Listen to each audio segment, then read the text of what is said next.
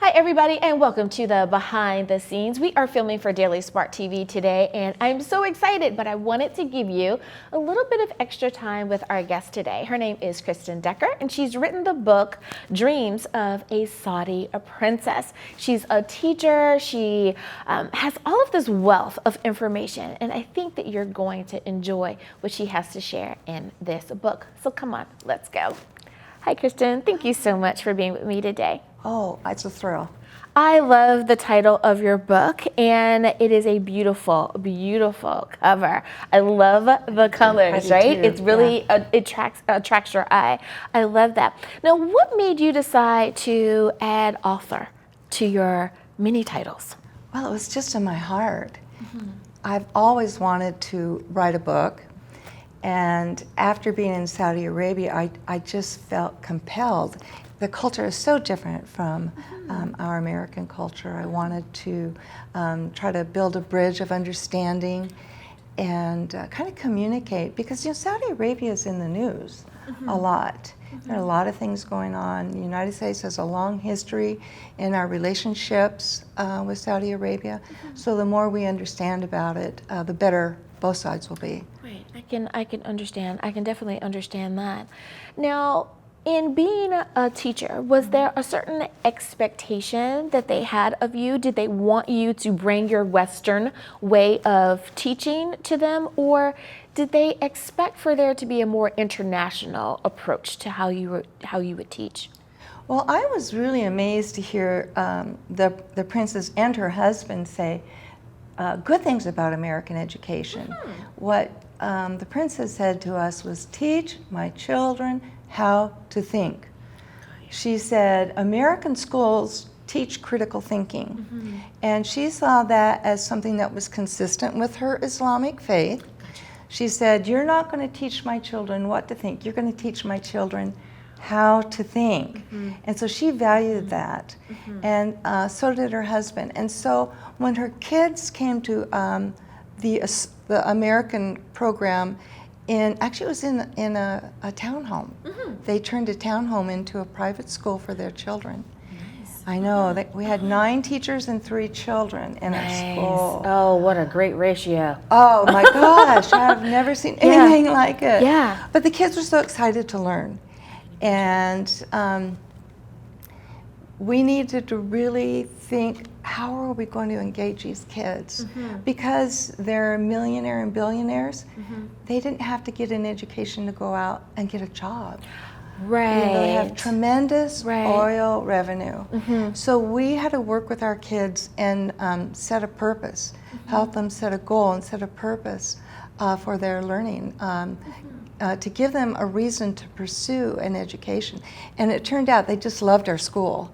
They just loved coming to their American school. So teaching a Western education is what the family wanted. Right. And they did not put any restrictions on us. Nice. I know. They said they had enough restrictions in their government schools, which were good. I mean, they do provide a lot, but not always the critical thinking that our schools do. So I was impressed to hear her vision, and I was really impressed that that's what she wanted for her children. And I was really happy to be a part of that dream. My husband and I we just championed her dreams as if they were our own. In fact, I subtitled my book, The Christians Who Supported Them, because I wanted to build a sense of community between Christians and Muslims. So we worked together. I like how you said that you wanted to teach with purpose, that there was something other than I'm educating you to be an employee. Not that there's anything wrong with that, but there's also another option. And let's teach with that. I love that. That really kind of piques my interest when you say that. Now, dreams of, do you think that so many times people forget to dream, or Yes. they lose their dream along the Yes. way. Yes. I like how she gave you what her vision was, and you were able to apply that. So for someone who says, this sounds like it's the book for me, is there any one or two things that you really want to have as a takeaway for someone who picks up a copy of your book? Well, with my background in studying theology, I really integrated the Christian faith, and I made it a journey. And so I talk a lot about the theology of the cross, which is something that whom Martin Luther King admired and respected. Martin Luther, the Protestant Reformation, his theme was the theology of cross and grace, grace, grace.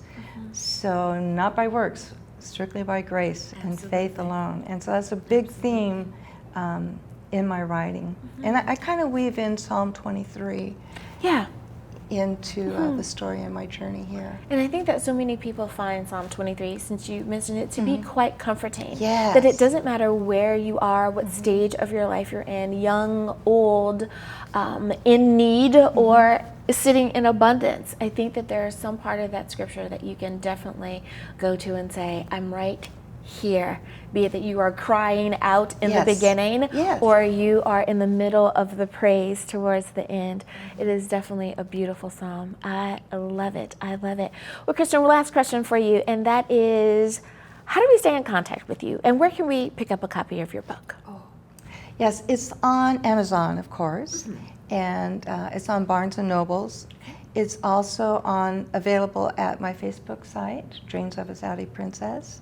And you can get it from me because I love doing the book clubs too, and I love doing book signings in different bookstores. So I love it. I love getting to know my readers. Yes, it really is. You build a community there, and I think that they want to interact with us a lot more than we realize as well. They want to pick our brains too. So I have to agree with you with that. Well, thank you so much for spending some extra time with me today. You're more than welcome. Well, you guys, we've got work to do. See you on Daily Spark TV. Bye-bye.